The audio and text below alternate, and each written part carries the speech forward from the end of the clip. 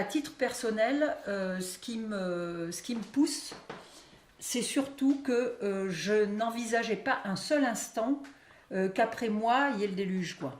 Alors, je ne me prends pas du tout pour le centre de l'univers, tout au contraire, puisque je laisse la main progressivement et aussi en fonction de ce que j'aime faire, parce que je fais de la médecine générale libérale, mais pas que.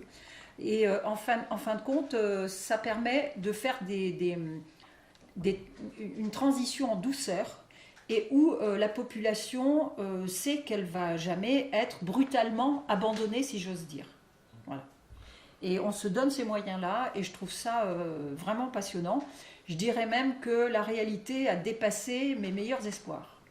Parce qu'on va on va sur des terrains que je risquais pas de connaître, puisque n'étant pas de la génération Internet et ainsi de suite, et télémédecine et toutes ces choses-là. Et donc moi, ça me remue aussi beaucoup.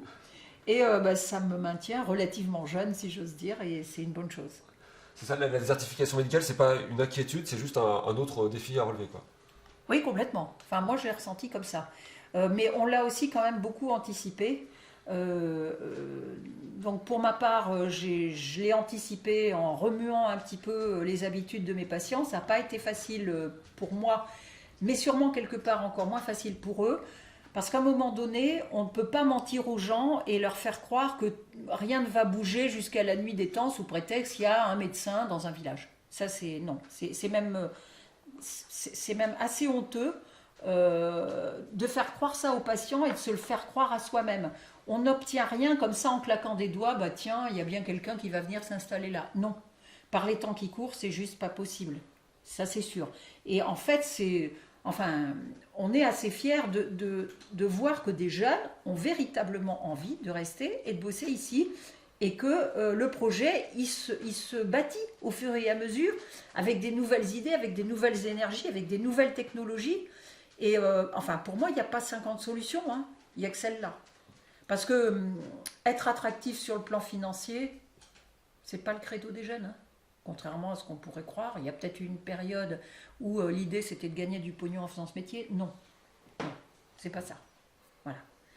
Et c'est vrai que on est lancé dans une dynamique qui est vraiment intéressante, qui est novatrice, vraiment. Alors malgré tout, il y a beaucoup de territoires où l'ancien généraliste, il n'a pas fait cette démarche du tout. Les anciens généralistes n'ont pas fait cette démarche, ils sont encore isolés, pas loin d'ici, je pense à Uzerche, des secteurs comme ça. Alors, je ne vais pas vous demander de leur donner un conseil, quoi, mais quelle vision vous avez par rapport à ça? Qu'est-ce qu'il faudrait faire?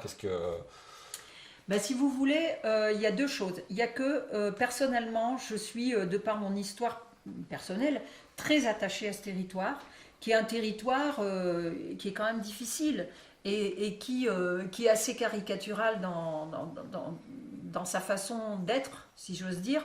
Vous demandez à un briviste qu'est-ce qu'il pense du plateau de Mille Vaches, c'est quand même assez édifiant, quoi. Et donc, il y a ça.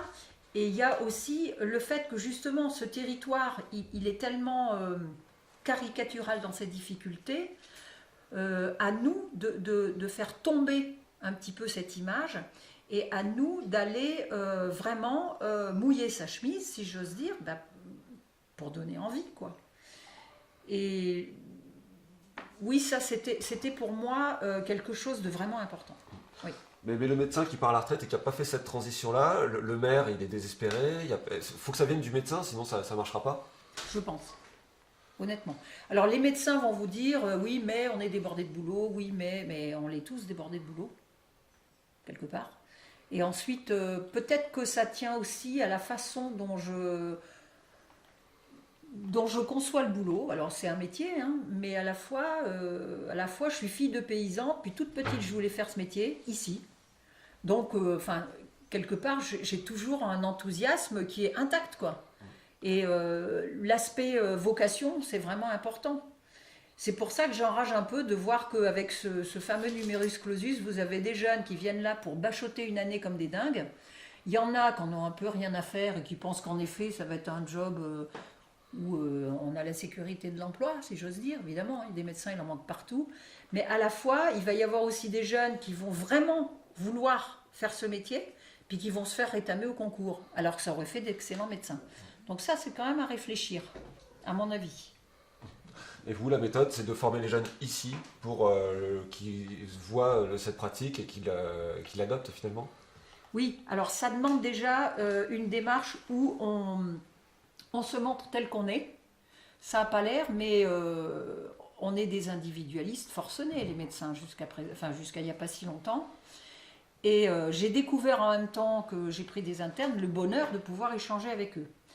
Déjà mais ensuite ça veut dire que on se montre tel qu'on est, donc on montre aussi ses limites, on montre aussi ses défauts, on montre aussi quelquefois son incompétence dans certains domaines. On n'est pas très bon partout.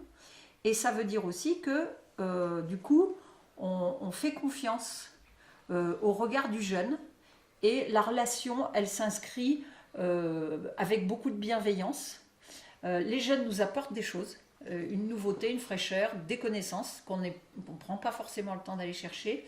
Et inversement, enfin on peut peut-être demander à Timothée ce que je lui ai apporté, mais voilà, il y a un échange qui se fait et l'idée c'est quand même de le faire dans la convivialité, dans la bonne humeur, en montrant aussi d'autres aspects du plateau, mis à part le travail, il y a plein de choses qui sont possibles ici.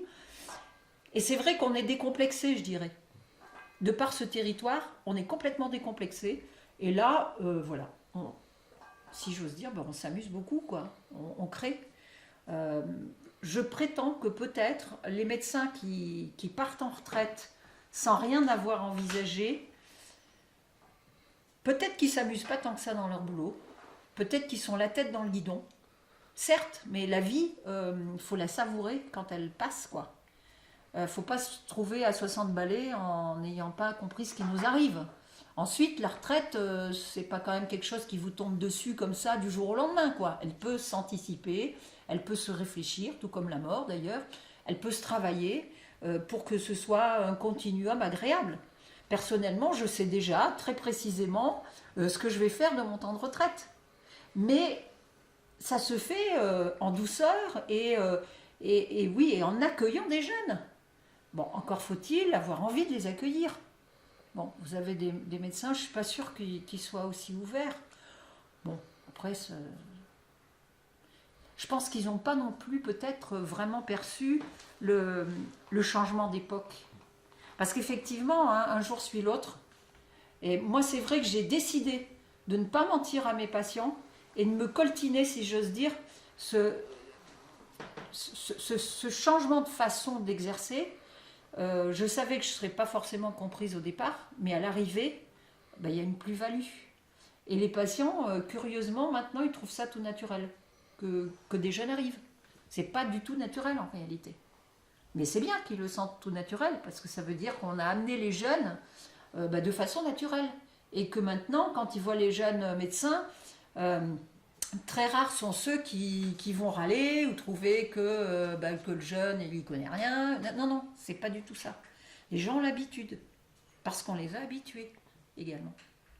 Mais au final, voilà, on peut évoluer. Il faut un peu le vouloir, ça c'est sûr.